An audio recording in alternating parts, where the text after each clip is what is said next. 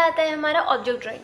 Here we start. एक अच्छा topic है जो कि आता है identifying the problem and solving that. हमारा आता है रेंडरिंग और कॉम्पोजिशन।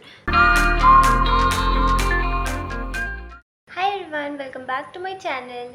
और लास्ट वीडियो में बताया था कि गैट क्या है, और सिचुएशन टेस्ट क्या है, मतलब लाइक एंट्रेंस एग्ज़ाम्स क्या है। पर उन सब एग्ज़ाम्स में जो सिलेबस आते हैं वो अभी तक डिस्कस नहीं हुआ था। और बहुत लोगों का मन होता है निफ्ट में जाने का और बहुत बस स्टार्टिंग में सपोर्ट नहीं मिलता। तो उस कंडीशन में पहले कोचिंग जाने में भी दिक्कत होती है और बहुत सारे एरिया हैं जहाँ पे कोचिंग सेंटर्स भी नहीं है और तो हम लोगों को गाइडेंस नहीं मिल पाता। बेसिकली निफ्ट में चाहिए गाइडेंस ही एग्ज़ाम से पहले कि कौन कौन से सब्जेक्ट्स हैं, कौन कौन से एग्ज़ाम्स हैं और उन एग्ज़ाम्स में कौन कौन से टॉपिक्स पूछे जाते हैं। तो उसके बाद बहुत इजी हो जाता है, आपको समझ में आ जाएगा कि आपको कौन कोचिंग लेना है, नहीं लेना है, किधर से लेना है, सब कुछ। लेकिन पहले आप सब्जेक्ट्स तो जान लो, मतलब टॉपिक तो जान लो। तो ये वीडियो पूरा कैट के सिलेबस के बारे में। नेक्स्ट वीडियो में गैट भी बताऊँगी, सिचुएशन टेस्ट भी बताऊँगी, पर सेपरेटली कैट का सिलेबस है या कैट का एग्ज़ाम है वो पूरा ऑब्जर्वेशन पे बेस्ड है कि आप कैसे चीज़ों को ऑब्जर्व करते हो। ऐसा नहीं है कि आपकी ड्राइंग बहुत ज़्यादा अच्छी होनी चाहिए, वो आपका ऑब्जर्वेशन स्किल्स देखेंगे, आपका इमेजिनेशन देखेंगे और कितने क्रिएटिव हो। आपको क्रिएटिव एबिलिटीज़ टेस्ट है, ठीक है, तो वो आपकी क्रिएटिविटी देखेंगे, ना कि आपकी ड्राइंग स्किल देखने वाले। ड्राइंग स्किल है, ऐसा नहीं है ड्राइंग स्किल एकदम नहीं है। ऑफकोर्स अगर आप क्रिएटिव हो तो आप उसको कैसे ड्राइंग में डाल रहे हो वो बहुत इंपॉर्टेंट है। तो हियर वी स्टार्ट। पहला आता है हमारा ऑब्जेक्ट ड्राइंग। तो ऑब्जेक्ट ड्राइंग क्या है, जैसे कि कोई कुर्सी रखा है आपके सामने, तो वो कुर्सी कैसी दिखेगी, आपके सामने एक स्पीकर रखा है वो कैसा दिखेगा, ऐसी ऐसी चीज़ें हैं। तो ऑब्जेक्ट ड्राइंग बेसिकली बस वही है। उसके बाद अगर कोई आपने ऑब्जेक्ट बना लिया, जैसे कि एक बॉक्स ही है, उसको बना लिया, तो सेकंड हमारा आता है रेंडरिंग और कॉम्पोजिशन।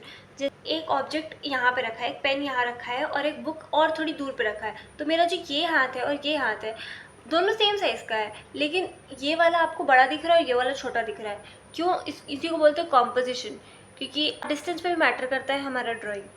फिर अगर हमने ऑब्जेक्ट बना लिया, ऑब्जेक्ट कैसे है वो दिखा दिया कि पास वाला ऑब्जेक्ट थोड़ा बड़ा दिखेगा, दूर वाला ऑब्जेक्ट थोड़ा छोटा दिखेगा। तो उसको करने के बाद हम लोग ड्राइंग इतना बना लिए, तो उसके बाद रेंडरिंग पे आते हैं। रेंडरिंग होता है बहुत टाइप का, जैसे कि शेडिंग कैसे कैसे करते हैं, डॉट शेडिंग होती है, स्क्रिबलिंग होती है, उन सबको हम लोग रेंडरिंग कहते हैं। अब हम लोग ने वो भी सीख लिया कि कैसे शेडिंग करनी है। तो शेडिंग करते कहाँ है, जैसे लाइट एंड शेडो पे बेस्ड करते हैं। जैसे कि एक ऑब्जेक्ट है यहाँ पे रखा है और इधर से लाइट आ रही है, तो ये वाला जो एरिया होगा वो डार्क होगा, ये डार्क होगा, और इधर लाइट आ रही है, इधर पे हमारा थोड़ा सा डार्क शेड करेंगे और इधर एकदम लाइट होगा। इसी को हम लोग लाइट एंड शेडो करते हैं। थर्ड चैप्टर हो गया। फिर हम लोग आते हैं ह्यूमन एनाटॉमी पे। ह्यूमन एनाटॉमी में हम लोग पढ़ेंगे कि कैसे आप लोगों ने पहले भी ह्यूमन फिगर्स बनाया होगा, इंसान सामने खड़ा है, कोई सीनरी है तो उसमें इंसान बना रहे हैं, लेकिन एक प्रॉपर इंसान या मॉडल बनाने के लिए उसका एक प्रॉपर मेजरमेंट लिया जाता है। वेमेन का होता है 7.7.5 और मेन का होता है शायद 8। उसको मेजरमेंट से बनाना, फिर उसके बाद उसके हाथ पे आना, हाथ के मूवमेंट, जैसे हाथ अगर कप दे रहे हैं तो उस टाइम हाथ कैसा दिख रहा होगा, फिर अगर सब्ज़ी काट रहे हैं तो उस टाइम हाथ कैसा दिख रहा होगा, इस टाइप की चीज़ें। आइज़, नोज़, हर एक बॉडी पार्ट को अलग अलग ड्रॉ करते हैं हम लोग।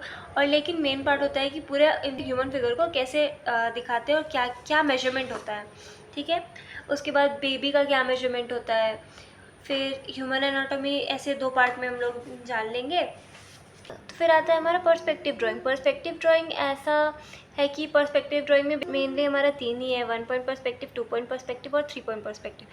तो पर्सपेक्टिव ड्राइंग वो है जिसको, जैसे 3D सीनरी है या 3D कोई हमारा ऑब्जेक्ट है, सरफेस है, इन हर चीज़ को, तो उसको हम लोग 2D प्लेन में कैसे दिखाएंगे। जैसे कि तो जब नॉर्मल रूम आपको ऐसे बनाना था तो ये 1 पॉइंट हो गया, लेकिन वहीं अगर आपको ऐसे बिल्डिंग बनानी है तो वो क्या हो गया, 2 पॉइंट पर्सपेक्टिव में आ गया। मतलब ये थोड़ा सा ब्रीफ है, पर्सपेक्टिव ड्राइंग अलग से पढ़ना होता है। फिर उसके बाद 3 पॉइंट पर्सपेक्टिव है, उस जैसे picture plane, horizontal line and everything, vanishing point और बहुत कुछ आता है। और ये ख़त्म हो जाने के बाद जब पर्सपेक्टिव ड्राइंग हो जाता है तो हम लोग मेमोरी ड्राइंग पे आते हैं। मेमोरी ड्राइंग क्या है? मेमोरी ड्राइंग कि आप कभी वेजिटेबल मार्केट गए हो तो वहाँ पे कैसा सीन था, आप कभी कभी किसी म्यूज़ियम में गए हो, किसी लाइब्रेरी में गए हो, वहाँ पे कैसे कैसे सीन है, ये सारी चीज़ें। Explorer view of the object वो क्या है? एक पेन मिला आपको, आपने उस पेन को खोल दिया, मतलब उसकी रिफल अलग कर दिया, उसका कैप अलग कर दिया, उसका मेन बॉडी अलग कर दिया, और तब तब बताया है कि वो पेन एक्चुअली दिखता कैसा है। तो वो होता है हमारा explored view of the object. फिर हमारा आता है क्रॉस सेक्शन व्यू। एक पेन लिया, उसको काट दिया, या एक बॉक्स लिया, उसको काट दिया, जैसे ये लाइट है, ये लाइट है, उसको बीच से ऐसे काट दिया, तो कैसा दिखेगा वो? थोड़ा सा डिफरेंट हो जाएगा ये लाइट। उसके बाद आता है कि कोई भी ऑब्जेक्ट है, उसको जैसे कोई सोफ़ा है तो उसका टॉप व्यू कैसा होगा, फ्रंट व्यू कैसा होगा और साइड व्यू कैसा होगा। एलिवेशन बेसिकली यही है बस।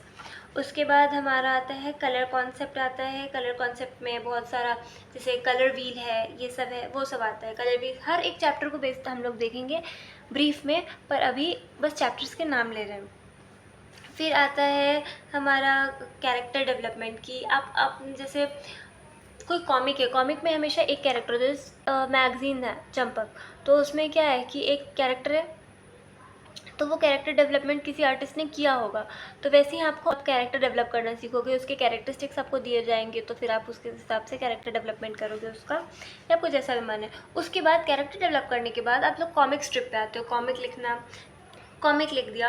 उसके बाद हर तरह के फेशियल जेस्चर्स को बनाना, एक्सप्रेशंस को बनाना, मतलब विजुअल्स बनाना। उसके बाद फिर आता है पोस्टर बनाना, बैनर्स बनाना, होर्डिंग बनाना, and then story writing and story boarding, both are different, और दोनों करना है आप लोगों को। फिर हमारा आता है डूडलिंग आता है, मेटामॉर्फोसिस आता है, लाइन ड्राइंग आती है, और फिर मतलब ऐसी ही चीज़ें हैं।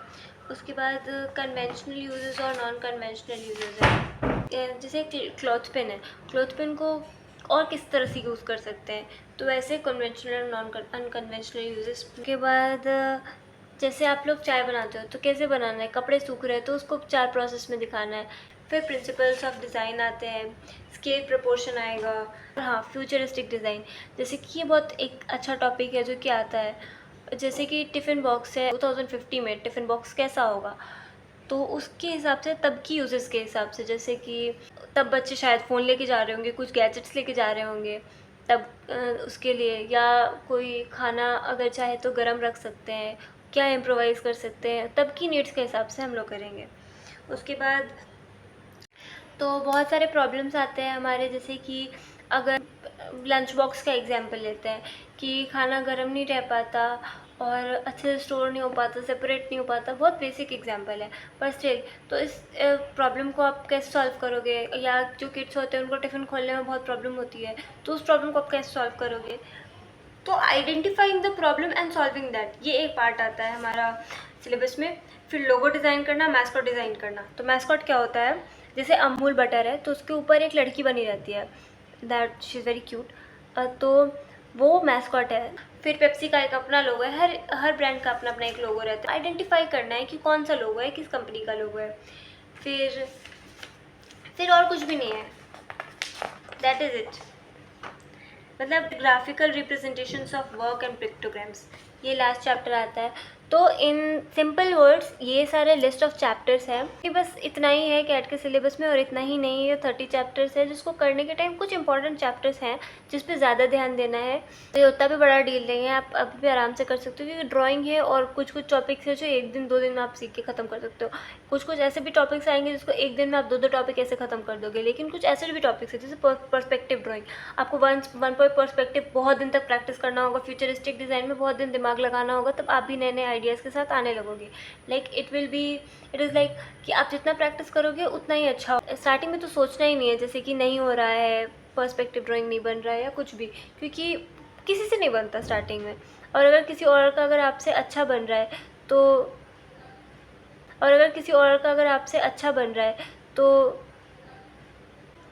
आप प्रैक्टिस नहीं कर रहे हैं, वो प्रैक्टिस करने पे आपका भी बहुत अच्छा बन जाएगा और आप कर सकते हो उसको। अगले वीडियो में गैट के बारे में बताने वाली हूँ, जिसमें कि ज़्यादा इतना भी सिलेबस नहीं है जितना कैट में, क्योंकि 60% कवर करता है, 60 या 70% अब तो कवर करने लगा है, हमारे टाइम में 60 था। तो ऑफकोर्स उसका एक थोड़ा ज़्यादा वेटेज होना भी चाहिए और थोड़ा ज़्यादा प्रैक्टिस है। फिर गैट आता है और फिर सिचुएशन टेस्ट आता है, जिसके बारे में भी मैं बताऊँगी। Till then for any queries you can comment down or text me on Instagram. Till then, bye bye. Thank you.